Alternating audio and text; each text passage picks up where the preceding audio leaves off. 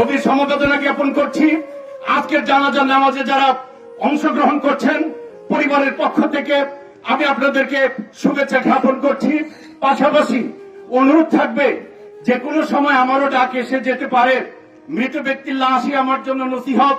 আগামী দিনে আমার পরিস্থিতি কিছুক্ষণ পরে এমন হতে পারে, সেই হিসেবে সর্বদা সতর্কতার সাথে আমরা জীবনযাপন করব। আল্লাহ রাব্বুল আলামিন হক এবং হক্কানিয়ার পথে, সত্য এবং ন্যায়ের পথে আমরণ অটল অবিচল থেকে প্রত্যেকের অবস্থান থেকে দায়িত্ব পালন করবার তৌফিক দান করুক। আল্লাহ পাক এতিম বাচ্চা দুইটা সহায় হোক, আমরা যেন তাদের পাশে থাকতে পারি।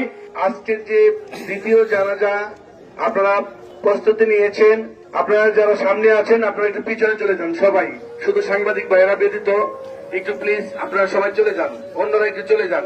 সবাইকে জানাজার লাইন সোজা করে দাঁড়ান।